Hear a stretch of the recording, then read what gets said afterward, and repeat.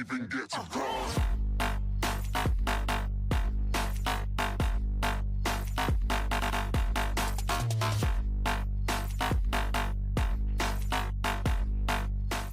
Salut tout le monde, c'est Xerion et aujourd'hui on se retrouve pour un nouvel épisode sur Rallye Génération. On va parler plus précisément d'une voiture qui a marqué son temps, la Lancia Stratos.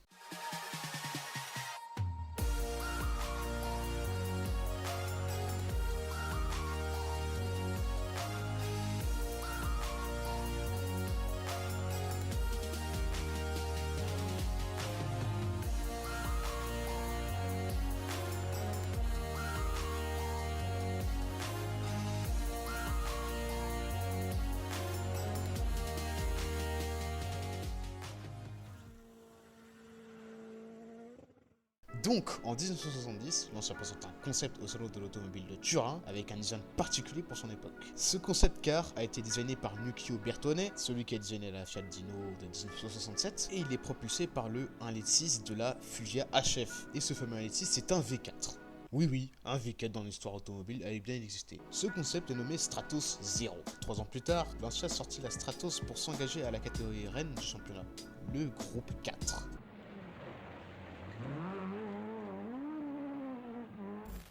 Et Lancia décide d'homologuer la Stratos. Oui, la Stratos Stradale est basiquement une voiture de course homologuée pour la route. La Stratos a un V6 de chez Ferrari en position centrale arrière. Le 2004 Dino qui a été retrouvé sous le capot de la 246 GT. Il faisait plus de 190 chevaux, ce qui est plutôt pas mal pour l'époque.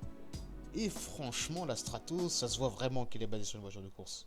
Le pare-brise est bien bombé comme ce qu'on peut retrouver sur les voitures de 24 heures du Mans. La Stratos est faite pour n'en avoir qu'une seule place en fait. Cette voiture est une propulsion et rien d'autre. La Stratos a eu un bon palmarès. Ses victoires vont de 1976 à 1981 et elle a été conduite par Bernard Danisch et Marcou Allen ou Mister Maximum Attack parce qu'il allait à fond sur les spéciales de Finlande. Et c'est comme ça que Lancia a gagné en trichant un peu sur les règles. Et il ne s'est rien passé pour eux. Trop fort. Bref, la Stratos a été remplacée par la 131. Et du coup, ils ont frappé un dernier coup avec la Stratos Silhouette. Parce que c'est une silhouette.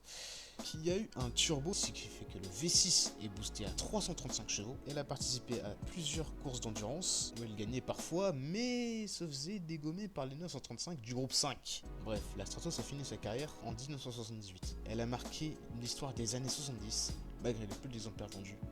Mais en 2010, la Stratos revient.